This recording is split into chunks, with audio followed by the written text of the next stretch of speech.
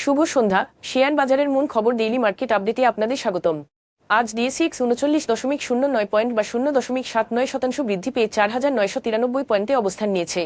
বাজারের লেনদেন দাঁড়িয়েছে 466 কোটি টাকা, যা আগের দিনের তুলনায় 2.42% বেশি।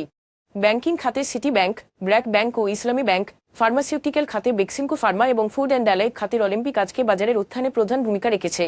সেক্টর ভিত্তিক রিটার্নে ব্যাংকিং খাত সর্বোচ্চ 1.84% লাভ করেছে, আর ট্যানারি খাত দ্বিতীয় সর্বোচ্চ 1.09% বৃদ্ধি পেয়েছে। অন্যদিকে আইটি খাত আজ 0.39% সর্বোচ্চ ক্ষতির সম্মুখীন হয়েছে। আজকের শীর্ষ 20 দর বৃদ্ধি পাওয়া প্রতিষ্ঠানের মধ্যে 6টি টেক্সটাইল, 4টি ব্যাংক এবং 4টি ফুড অ্যান্ড অ্যালাইড কোম্পানি ছিল। Zeal Bangla sugar mills, Shyampur sugar mills এবং ফ্যামিলিটেক্স বিডি সর্বোচ্চ দর বৃদ্ধি পাওয়া শেয়ার হিসেবে তালিকাভুক্ত হয়েছে। অন্যদিকে international leasing and financial services, Fareast finance and investment ও এফএএস ফাইন্যান্স অ্যান্ড ইনভেস্টমেন্ট সর্বোচ্চ দর পতন হওয়া শেয়ার হিসেবে চিহ্নিত হয়েছে। এই শেয়ারগুলোর দর পরিবর্তনের ক্ষেত্রে কোন মূল্য সংবেদনশীল তথ্য প্রকাশিত হয়নি। গত 3 মাসের গড় লেনদেনের তুলনায় আজ তাকাফুল ইসলামী ইন্স্যুরেন্স, ডাচ বাংলা ব্যাংক এবং তাল্লু স্পিনিং মিলসের লেনদেনের পরিমাণ উল্লেখযোগ্যভাবে বেড়েছে। তবে এই শেয়ারগুলোর লেনদেন বৃদ্ধির পেছনে স্বাভাবিক কোনো কারণ প্রকাশ করা হয়নি।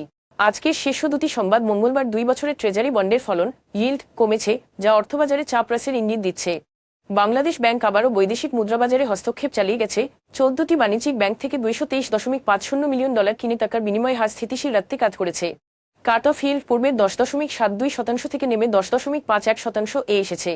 গত 13 জুলাই থেকে মুক্ত ভাসমান বিনিময় হার ব্যবস্থার অধীনে কেন্দ্রীয় ব্যাংক বাজার থেকে মোট $3.55 বিলিয়ন কিনেছে, যা বাজারে ডলারের যোগান বৃদ্ধি এবং আর্থিক ব্যবস্থায় ধীরে ধীরে স্থিতিশীলতা ফিরছে এমন সংকেত দিচ্ছে।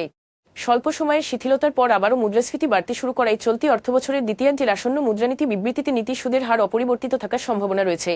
ব্যবসায়ীদের পক্ষ থেকে সুদের হার কমানোর দাবি থাকলেও বাংলাদেশ ব্যাংক তার সংকোচনমূলক অবস্থান বজায় রেখেছে।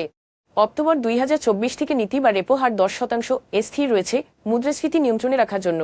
বাংলাদেশ ব্যাংকের গভর্নর ড আহসান এইচ মানসুর স্পষ্টভাবে জানিয়েছেন, মুদ্রাস্ফীতি প্রায় 7% না নামা পর্যন্ত আর্থিক নীতি শিথিল করা হবে না।